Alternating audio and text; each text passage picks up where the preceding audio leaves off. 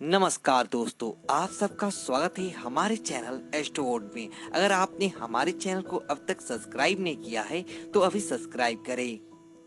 दोस्तों सबसे पहले आप इस वीडियो को लाइक कर दें, क्योंकि बाद में लाइक करना भूल जाते हैं। तो प्लीज वीडियो को टक से लाइक कर दें, और लाइक करने में आपका कुछ नहीं जाएगा, तो प्लीज लाइक कर दें। तो चलिए शुरू करते हैं वीडियो। दोस्तों आज हम आपको बताने वाले हैं कि साल का सबसे बड़ा त्योहार होता है नवरात्रि का त्योहार। और नवरात्रि के दौरान दिनों के दौरान हर व्यक्ति के मन में यही होता है कि कैसे ना कैसे करके माँ दुर्गा को वह प्रसन्न कर ले, ताकि माँ दुर्गा का आशीर्वाद उसके जीवन के अंदर, उसके घर के अंदर बना रहे। और इसी वजह से दोस्तों व्यक्ति इस दिनों में अलग अलग पूजा की सामग्री व माँ दुर्गा के लिए अपने घर के अंदर लेकर आता है। 9 दिन अखंड दीपक जलाता है, कलश स्थापना करता है। घट स्थापना के साथ ही वह अपने घर के अंदर स्वास्तिक आदि चीजों का निर्माण करता है, घर के अंदर जवारे उगाता है, और साथ ही साथ माँ दुर्गा के नियमित जो दान पुण्य करता है, ताकि माँ दुर्गा का आशीर्वाद उस व्यक्ति के घर के ऊपर बना रहे। और होता भी ऐसा है दोस्तों, अगर आप इन चीजों को करते हैं तो निश्चित तौर पर माँ दुर्गा आपके ऊपर कृपा बनाती है। इसके अंदर किसी प्रकार कोई दोहराए नहीं है। माँ दुर्गा निश्चित तौर पर आपके जीवन के अंदर, घर के अंदर प्रवेश करती है। दोस्तों इस बार नवरात्रि आ रहा है, जो कि 17 तारीख से कलश स्थापना का मुहूर्त है। आप सुबह के समय से लेकर दोपहर तक समय उत्तम मुहूर्त के अंदर आप अपने श्रद्धा के अनुसार आप नवरात्रि घट स्थापना कर सकते हैं। इसके लिए हमने आपके लिए एक अलग से वीडियो बनाया है, आप उस वीडियो को देखिए, आपको जानकारी प्राप्त हो जाएगी। दोस्तों आज हम आपको बताने वाले हैं कि दोस्तों कई बार क्या होता है, लाख मेहनत करते हैं, नवरात्रि की पूजा भी कर ली और उसके बाद भी हमें उसका परिणाम नहीं मिला। तो दोस्तों हमारे यहाँ निवेदन है कि पहले से ही आप इन चीजों का ध्यान रखें, इन गलतियों को नवरात्रि के दौरान नहीं होने दें, कि आप नहीं कहेंगे कि माँ दुर्गा की कृपा आपके जीवन के अंदर नहीं मिली है। होता क्या है कि हमारे द्वारा की गई ये गलतियां ही हमें इतना दुखद परिणाम दे देती है कि हमारे द्वारा की गई सारी पूजा के ऊपर आने पानी फिर जाता है, और पूजा भी किसी काम की नहीं रहती, और ना ही हमें उस पूजा का अच्छा और सुखद परिणाम देखने को मिलता है। तो दोस्तों आपसे निवेदन है कि आगे बढ़ने से पहले कमेंट के अंदर जय माँ दुर्गा, जय माता दी जरूर लिखिए, और वीडियो को लाइक कर दे, ताकि हमारे इस वीडियो बनाने की सार्थकता और हो जाए, और साथ ही साथ माँ दुर्गा का आशीर्वाद आपको प्राप्त हो जाए। तो बात करते हैं उन गलतियों के बारे में जो आपका भूल कर भी नहीं करनी चाहिए। दोस्तों सबसे पहली यह बात होती है कि दोस्तों माता दुर्गा की स्वयं की सवारी है सिंह की सवारी, अर्थात पशु की सवारी है। तो नवरात्रि के दौरान आपको कोई भी पशु दिख जाता है आपके सामने ही, असहाय पशु को, तो आपको उसकी सेवा करनी चाहिए, ना कि आपको उसे मारना चाहिए, या फिर आपको किसी पशु की हत्या से जुड़ा किसी भी प्रकार का कोई काम करना चाहिए। ऐसा कोई भी काम ना करें जिसके अंदर किसी प्रकार की पशु हत्या हुई है। इस काम को आप छोड़ देंगे तो निश्चित तौर पर माँ दुर्गा की आपको आशीर्वाद प्राप्त होगा। आप बात करते हैं अगली, तो दोस्तों ध्यान रखिए कि नवरात्रि के दौरान दाढ़ी बनाना, मूंछ कटाना, बाल कटाना बहुत ज्यादा अशुभ माना जाता है। आप इन नवरात्रि के 9 दिनों के दौरान पूरे सात्विक तौर पर पालन करें। आप इस दौरान बाल को बनाना हो गया, बाल काटना हो गया, इस प्रकार के काम ना करें, नहीं तो आपको नवरात्रि की सात्विकता आपकी भंग हो जाती है और आपको उसका अच्छा परिणाम नहीं मिलता है। इसलिए नवरात्रि से पहले ही आप तैयारी कर ली। दोस्तों दूसरी चीज की बात करें तो नाखून काटना। दोस्तों नवरात्रि के 9 दिनों के दौरान नाखून काटना पूरी तरीके से वर्जित माना जाता है। ऐसा माना जाता है कि ऐसा करने से माँ दुर्गा रूठ जाती है। तो आप क्या करें कि आपके नाखून बड़े हैं तो नवरात्रि से पहले ही आप काट ले, या नवरात्रि के समाप्त होने का इंतजार करें। नवरात्रि के दौरान आप अगर माँ दुर्गा की पूजा कर रही हैं और नाखून काट रही हैं तो समझ ले कि आपको उसका परिणाम कैसा मिलेगा, उसकी हम आपको गारंटी नहीं दे सकते। तो दोस्तों इसी प्रकार अगली चीज की बात करें तो खाली घर। नवरात्रि के दौरान इस बात का ध्यान रखें, अगर आप गलत स्थापना की है, घर के अंदर माँ दुर्गा की पूजा कर रही हैं, तो फिर उस गलत को कभी भी आपको खाली नहीं छोड़ना है। ऐसा नहीं कि आप घर के अंदर माँ दुर्गा को बैठाया है और आप घर का ताला वगैरह लगाकर कहीं बाहर चले गए 2-4 दिन के लिए। नवरात्रि के दौरान ऐसे योग डाल दे। अगर आप माँ दुर्गा को घर के अंदर बुलाया है, घर स्थापना की है, तो सुबह शाम माँ दुर्गा की आरती जरूर होनी चाहिए। और ध्यान रहे कि मकड़ी या मकड़ी आदि के जाले हैं तो नवरात्रि के दौरान आपको ऐसी चीजों को हटा लेना चाहिए, आपको पाप नहीं लगता है। दोस्तों इसी दौरान अगली चीज की बात करें तो खान पान का आपको विशेष ध्यान रखना चाहिए। आपको लहसुन, प्याज, मांस का सेवन भूल कर भी आपको नहीं करना चाहिए। तामसिक भोजन का नवरात्रि के दौरान आप सेवन करते हैं तो समझ लीजिए कि माँ दुर्गा आपके ऊपर कभी भी अपने आप ही समझ लीजिए कि वह किसी प्रकार का कोई चीज आपको नहीं देने वाली है।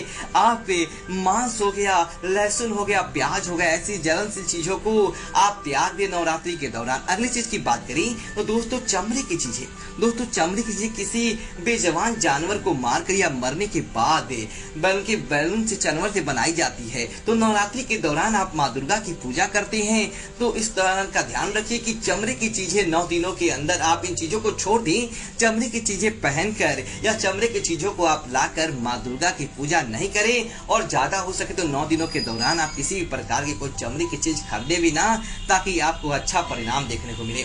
दोस्तों इसी तरह नवरात्रि का दिन खुशियों का दिन होता है, उमंग का दिन होता है, इसीलिए इन दिनों के दौरान आपको काले कपड़े जो कि नकारात्मकता का प्रतीक होता है, नवरात्रि के दौरान आपको काले कपड़े जितना ज्यादा हो सके काले कपड़े पहनने से आपको बचना चाहिए, न ही आपको काले कपड़े पहनने चाहिए, क्योंकि काला रंग हमेशा नकारात्मकता का प्रतीक रहा है। तो नवरात्रि के दौरान आप क्या करें कि लाल सुंदर चटक रंगों के पीले वस्त्र धारण करें, लाल वस्त्र धारण करें, लेकिन आपको काले वस्त्रों का धारण वस्तु को पहनना भूल कर भी नहीं चाहिए, ना ही अन्यथा आपको सुखद परिणाम देखने को नहीं मिलता है। दोस्तों अगली चीज की बात करें तो इस बात का भी आप ध्यान रखिए कि नवरात्रि के दौरान जिन लोगों ने व्रत किया है, जो लोग व्रत कर रहे हैं, नमक का सेवन, सामुद्रिक नमक का सेवन आपको भूलकर भी नहीं करना चाहिए। हाँ प्रकार का नमक अलग आता है जो सोपसार भी कहा जाता है, आप उस नमक का सेवन कर सकते हैं। आपको ज्यादा जरूरत ना हो, सामान्य व्यक्ति को आप आपके घर के अंदर माता रानी स्थापित किया है तो आप माता रानी जी को तो आप नमक का सेवन जितना ज्यादा हो सके दूर रहें। और विशेष तौर पर जिन लोगों ने व्रत किया है वह तो भूल कर भी आप नमक का सेवन नहीं करें तो ही आपका अच्छा रहने वाला है। दोस्तों इसी तरह अगली चीज की हम बात करें तो नवरात्रि के दौरान आप इस बात का जरूर ध्यान रखें कि आपके अंदर की जो बुरी आदतें हैं उन आदतों को आप प्रकट भी ना होने दे नवरात्रि के दौरान। जैसे कि नवरात्रि के दौरान दोस्तों किसी भी प्रकार के नशे का सेवन करना बहुत ही दुखद माना जाता है। नवरात्रि के दौरान आपको भूल कर भी किसी प्रकार का कोई नशे का सेवन नहीं करना चाहिए। इसके लिए हो गया कि आप शराब पीते हैं या किसी प्रकार का कोई नशा करते हैं, आप सिगरेट आदि पीते हैं और यह आदि करने के बाद आपके घर के अंदर माँ दुर्गा की पूजा होती है तो समझ लीजिए कि आपको उसका अच्छा परिणाम तो नहीं मिलने वाला है। माँ दुर्गा इन चीजों से हमेशा से ही दूर रहती है और आपको उसी की तरह अनुरूप ऐसा ही बनना मिलता है। शराब और नशे का सेवन तो आप नवरात्रि के दिनों के दौरान जितना ज्यादा हो सके टाल देंगे तो ही आपके ऊपर माँ दुर्गा की कृपा देखने को मिलेगी, माँ दुर्गा का संपूर्ण आपको लाभ प्राप्त होगा, नहीं तो आपको फिर ऐसी कृपा नहीं मिल पाती है। दोस्तों इसी तरह नवरात्रि के दौरान जितना ज्यादा हो सके आप जो लोग नव दंपति हैं या चाहे कोई भी हो, आप नवरात्रि के दौरान माँ दुर्गा की पूजा कर रहे हैं तो आपको इस दौरान ब्रह्मचर्य का जितना ज्यादा हो सके पालन करना चाहिए। 9 दिनों में किसी प्रकार का कोई खास नुकसान नहीं होने वाला है। 9 दिनों के दौरान आप मानव विज्ञान की भक्ति के अंदर मन लगाएं, चाहे आप कैसे भी व्यक्ति हो। 9 दिनों के दौरान आपको जितना ब्रह्मचर्य का आपको पालन करना चाहिए, आपको संबंध बनाने से बचना चाहिए ताकि आपको माँ दुर्गा का सुखद परिणाम आपके जीवन के अंदर, आपके घर के अंदर देखने को मिले, न कि माँ दुर्गा की नाराजगी का आपको सामना करना पड़े, न किसी प्रकार के विशेष क्रोध का आपको सामना करना पड़े। इस बात का आप ध्यान रखकर कोई भी काम करेंगे तो निश्चित तौर पर माँ दुर्गा का आपको आशीर्वाद प्राप्त होगा और आप नहीं कहेंगे कि आपके जीवन के अंदर किसी प्रकार का कोई दुख है।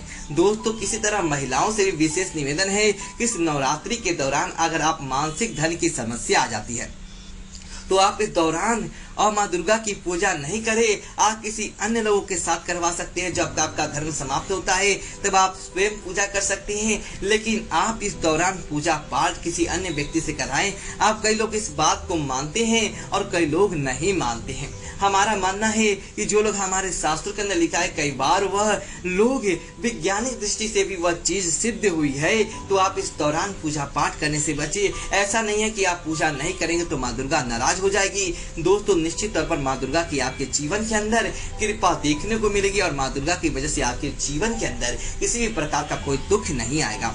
दोस्तों इसी तरह ध्यान रखिए कि जो 2 वर्ष से छोटे 2 वर्ष और लेकर के 9 वर्ष जो कि छोटी कन्याएं होती हैं, माँ दुर्गा का उनके अंदर रूप होता है।